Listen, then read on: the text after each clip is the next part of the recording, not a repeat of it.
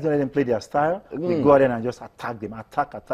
That's what we need to go and play. And they're also fast, right? I spoke to Emeka Ezugo, and he says, to beat this Egyptian team, we must also be athletic. Of course, that's what I mentioned earlier, that we must be very, very fit. We must be ready, because if you look at their team, they only have like maybe 5 foreign-based players. They have a lot of those players playing home games. I mean, playing in Egypt. So they're probably together. They've been playing for a while together. So that's going to be our big task, because when you have a team that's been together for months, playing friendly games and stuff, they probably know exactly, how each other plays, and they'll be difficult doing that. Okay, you've done a great job now. Now, let me take you off that role, and then so you can assess the technical crew. Because if I leave you as the coach, you will speak for the coaches. Of course. Let's talk about this technical crew. We all know what happened with Coach Sunday Olise. There was drama all the way then. Coach Samson Siasia was called in, and they also say Manuel Amunike should be part of the mix, and then assist the guys that were on ground before, talking about Aloy Agu and Salisu Yusuf.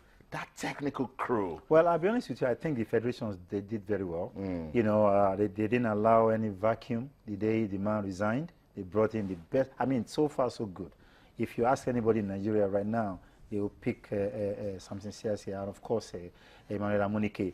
We all know what he did with the under 17 team. And of course, Salisu is always on ground with the home-based player. So I think it's the right blend, right mix. And then, I somehow was in Abuja last week, and I saw them, they have unity among themselves. That's right. I mean, I'm very sure this technical crew will deliver, and that's by giving the NFF kudos that they quickly realize who can pick it up, who can do the job for them, because, hey, coaches are hired and fired. The man left, they must pick somebody else. Okay.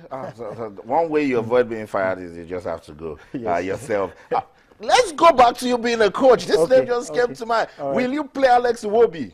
Well, I'll be honest with you, for me, I'll probably not playing for that game, except we're leading like 3-4 goals.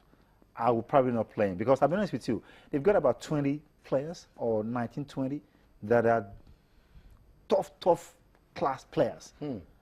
I mean, where does Iwobi comes in? Probably because it's going to be maybe like his first game. I mean, maybe he's played like a couple of games for Nigeria, but actually, I'm not sure he's played competitively. So probably I will not start him. I will not play him on that day. You will not play. I will let him feel the team. Let him come up. Let him see how the team look like, how the camp feels like. And then, of course, there are other games you can bring him on. But let's say you're now not winning 3-0. At what point would you need his intelligence? Well, to be honest with you, when young players want to come on the team, there's a way you break them into the team. You don't just throw them out there. He has not played like this is going to be a very tough game. This game will not be a walk in the park for Nigeria. I'll be honest with you. Though we're very confident, we're hopeful, we're great. I mean, we know we're going to deliver. But then you will not want to try, the young. You don't want to put like 3-4 young players on that field that day. Risky. I think you need maturity, you need experience, and you need people that they are very resilient and they can, absorb a lot of pressure. Because there'll be pressure on that day as well. Coach Samson Siasia retained 6 home-based players. The league has been doing so well, I'm sure you agree, right from last season and what we've already seen after match day 7. But he dropped Chisom Chikatara. Would you have done that? I'll be honest with you, coaches have a way of, checking out who's right for a particular game. I'm not sure he dropped him because Chikatara who doesn't know how to play. I'm probably sure because he has a lot of options. Igalo, Ahmed Musa, all these guys coming on. And of course, you have limited numbers of home-based players that can fit on the team. So I think for some reason, he will get his own chance playing under Coach Samson Siasia. I believe so. Of course, he's a good player. Everybody knows that. But you cannot compare, for now, the quality that Igalo brings on the field of play.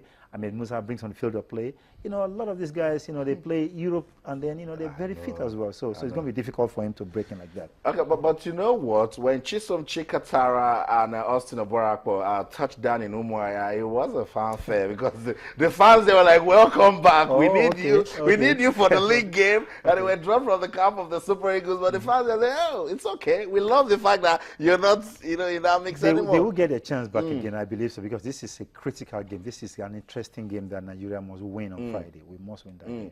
Okay, let's go to Twitter now. Aside YD, Akoni, a lot of Nigerian football fans are also coaches, and they're talking right there. We'll just take some tweets now. Uluyoko Tosin says, I think Kelechi Iheanacho should be introduced in the return leg. So for this coach, Kelechi shouldn't play this first game. I expect Fernando Adi to be introduced on Friday as a substitute. Okay, that's for him. Stephen Uagu says, I believe Siasia will get the ticket for us. That's a good hope right there. He has the players that can do the job. I believe in Siasia and his crew. Okay, why he also believes in the team. Very, very important. David Yassim says, I believe the Super Eagles are ready. They are very determined to win. That's very important. The desire to win is what will spur them. That's very, very good. The desire to win. Doing Kasum, some bit of worry. It says, a good team cannot be built in 3 days. Our best players are in Europe, but our best team is more at home. Does he have a point? Well, I think he has a point, but then, you know, when you're a professional, you know, these guys are professionals. They get paid to do what they're doing. Once they can get that commitment out of their system, you know, come out there on that day, I think they will deliver. That's my belief, you know, because once you're a professional player, you can always go anywhere and just go out there and do your thing. You heard what Moses said. That's right. Just go out there and do your own thing, you know. You must comment, make remarks to this one. This guy, his Twitter handle even worries me. He says, Mr. Not Just Okay. He says, interesting comments from Coach Samson Siasi about the heat in Kaduna. Why choose such home venue knowing it won't be favorable? Well, I'll be honest with you, that's a good comment. You know, the federation, I don't know, whatever happened, you know, but then, you know, you have to ask them. A lot of things happen at the back room, you know, like people, a lot of us don't know. You never know the reason why they choose Kaduna. But, you know, I don't think it was a proper decision to have chosen Kaduna. But that does not mean that they cannot go there and do Nigeria proud. It's been chosen already. You know, that's why I probably don't like, you know, come back and talk about what's been done already. That's right. We must go out there and look for solutions. That's right. Solution is to get our players, get them ready for that game on Friday, and then we'll get the result. Very, very important. Very important. And so we don't want any form of distraction. It shouldn't be. So what Kaduna, Lagos, whatever it is. That's right. It's been chosen already. So why have we been hearing about foreign coaches coming over to take the team? Why we're expecting a very important game against Egypt? Well, I think that's also a little bit of distraction. I don't think we should bring that up now. I think, you know, if these guys can do well, if we've got the right blend, you know, Amunike is a very, very intelligent person. Samson is also a very, very committed coach. So why not leave two of them? Why not just don't bother yourself? You know, we know we have distractions. And then my point is, whereby you have situations, you have conditions that are always giving you problems, paying salaries. Why do we want to stretch our hands and bring our problems again? That's my belief anyway. So I believe federations should look inwards. That's right. Properly. So you're saying our coaches have the quality? Of course they do. We've got a lot of talented coaches in this country. You know, it's not, we don't have a problem with coaches. Some of them are not to that level. But for what we have right now, as far as I'm concerned, and other people are concerned, I think the blend is very good. I mean, you need to see Amunike talk about football, then you understand what I'm saying, what I'm talking about. That's right. Very intelligent, very smart, and then, you know, they can always deliver. You know, I think they should leave these three guys, you know, for now. Because we followed the Under-17 FIFA World Cup in Chile. The FIFA Technical Study Group had to go study the methods of Coach Emmanuel Amunike. Exactly, and I was happy when he was chosen, you know, as part of this technical crew as well, you know, because you cannot get it. I mean, who else do you want to go pick up? You have Salisu, you have Amunike, and then you have something serious here. Also, you also have Aloyagu. So this is a good blend. This is a good mix. They know football, they play the game, and they know all these players. The players will also give them the respect. So once you have that, I don't think there should be any issues about, you know, getting it.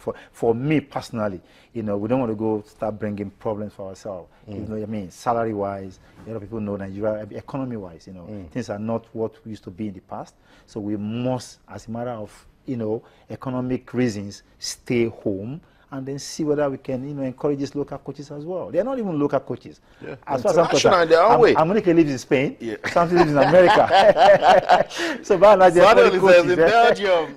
Actually coaching the team from there. Exactly. They are foreign coaches as well. But just that they belong to a horse. That's I get what you mean. I get what you mean. Keep the comments coming. We'll get in them. But let's just pile up everything and then I will read them properly towards the end of the program. Why do you mention that welfare should be very important, very, very important if you want to get results. So the NFF must look for a way. Whether the economy is not good enough, you must look for a way to get welfare, make it top-notch. It also says it's important for the team to have some synergy to play well. What else should we do to keep a stable Super Eagles team? Well, I'll be honest with you, we must always, you know, changing of coaches the following year, the next year and a half.